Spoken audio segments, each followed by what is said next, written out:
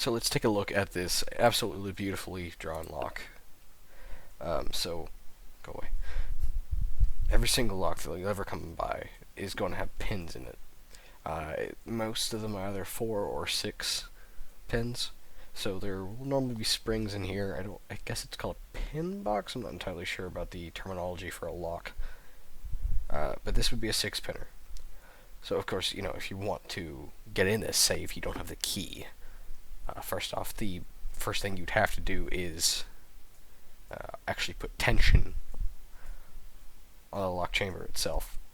So say, this is how the lock looks. Here's a key slot, I guess. So if the lock it turns that way, you need to put your little tension wrench, looks kind of like an L, into the bottom or the top of the slot, depending on the wrench you have. If it's a starter pick set, it'll have a bottom of the keyway tension wrench. So you need to put the tension wrench into the bottom of the keyway and turn in the direction that the lock would normally open. It's normally pretty easy, and most locks open the same way. I don't think I've ever come across one that doesn't. So once you have that in there, everything's good. Then you use your pick. You can use a rake, but I think they're worthless and terrible. So you get in there with your pick, and you just kind of push up on the pins individually until one of the pins recesses inside of the lip of the keyway. Because as it's turning, you have these pins. They're trying their absolute hardest to get out of the way of this keyway so that the whole thing can turn. And when you're actually picking, you're pushing the pins up a little bit. And when you do that, some of them, or the one you're on, hopefully, will go up a bit and get stuck on just the edge of right here where this turns on the inside of the keyway. So the optimal thing to do if you're trying to get especially a padlock or really any lock open is to get all of these pins stuck on the edge of this key or keyway. So looking at this one, you can figure out that, okay, so you got a high ridge there, little low, there's your space for your pin. They're a little lower than the first one, a little lower, and you go higher. I am not exactly an artist, so your key would look like that. It's super simple.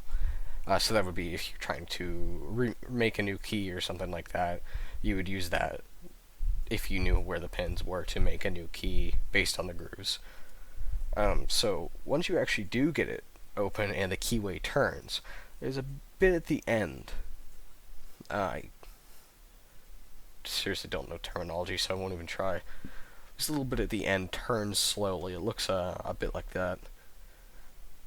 I'll show a picture. And when that turns, these two bars right here, I believe they're called locking pawls, will retract. They'll go inwards.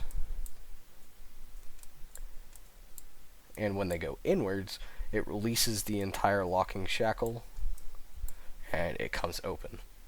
And they're spring-loaded, so once you take the key out or stop rotating and put it back to its original position, these go right back in the slot, and you can push it down and lock the lock again, unless your lock's broken.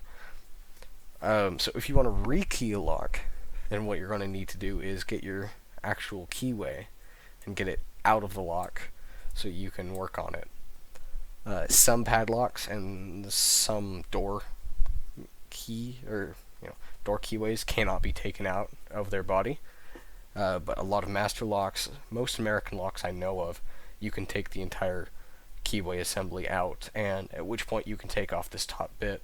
A bunch of springs will come out and be thrown at you, and then you can change out the pins accordingly to whatever key you have fitted in it. Mind you, not all keys are in the same with their little shape that goes something like that. So you just have to find a blank key or a key that has the bitting you want. Say you have a lock that's different than another lock and you want it to be the same key for that same lock. then you would just use that same key if it fits in your keyway. It's decently simple.